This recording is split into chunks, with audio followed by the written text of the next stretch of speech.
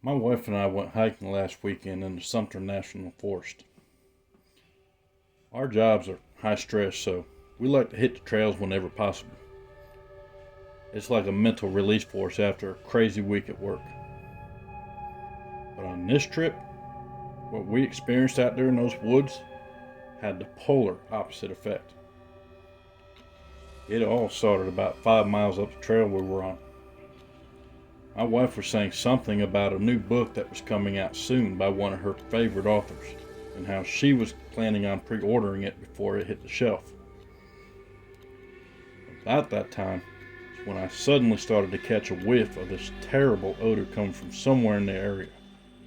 But I couldn't pinpoint it. It's like it was coming from everywhere all at once.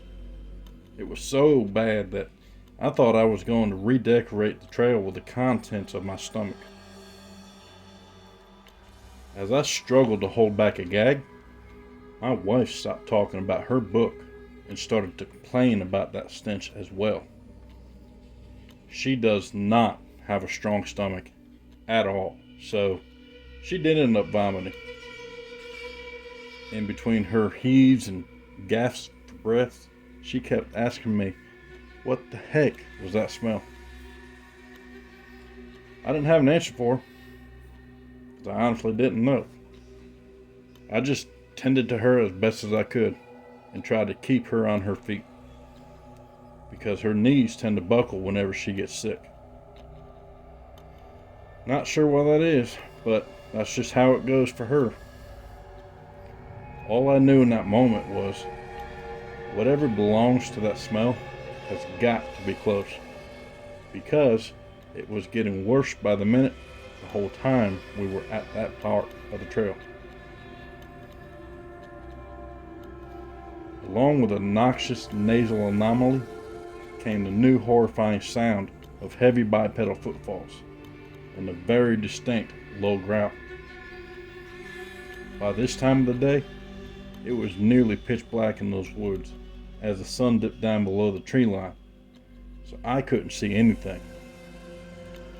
My wife was still struggling to compose herself after vomiting and was also in a panic, so she was having a tough time trying to get going in order to get away from whatever this thing was.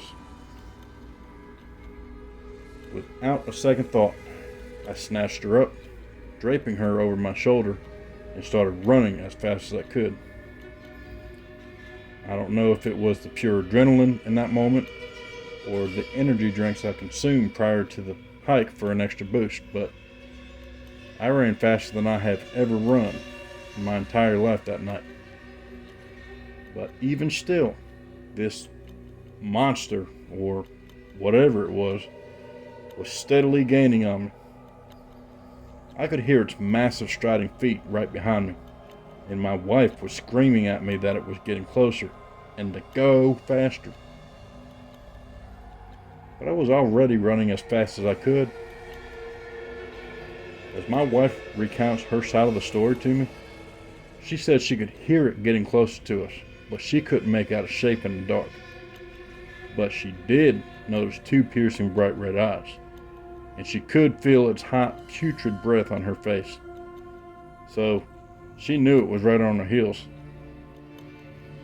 Even though time seemed to stand still during that encounter, I must have been going much faster than I thought I was, because before I knew it, I could see the dimly lit parking lot lights softly piercing through the trees just ahead of me. So I gave those last 30-yard sprint to the car everything I had, and struggled to pick up the pace as a hideous creature continued to gain on us. In that moment, if I had to guess, I would say that it was no more than 2 to 5 feet behind us as we finally burrowed from the tree line out into the parking lot. But as soon as we did, this animal or creature or some other abomination, still not sure what it was, suddenly stopped its pursuit. It's almost like it was afraid to step out into the clearing that we were in. I still was not able to make out the outline of that thing. It's like it was there, but it wasn't. I don't even know how to describe it. I just knew I was exhausted, but relieved that it stopped chasing us. So without wasting a beat, we charged to our car. And much to our relief, it fired right up and sped down the driveway like we were in Indy 500. Yeah, it was an oldie but a goodie. I have nightmares still about the events we went through with that thing. I feel like it's still physically there in the woods where we left it, but it also somehow seems to have attached itself to my soul. I've done a little bit of research about it, but have mostly come up empty. Although there have been some reports of a strange bear-like creature that walks on two legs being spotted along the trails in that Sumter National Forest, but authorities have yet to track it down. I don't know what it was.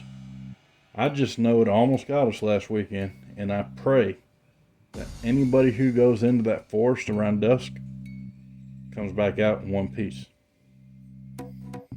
If anyone has any ideas on what this thing might be, please let me know in the comments.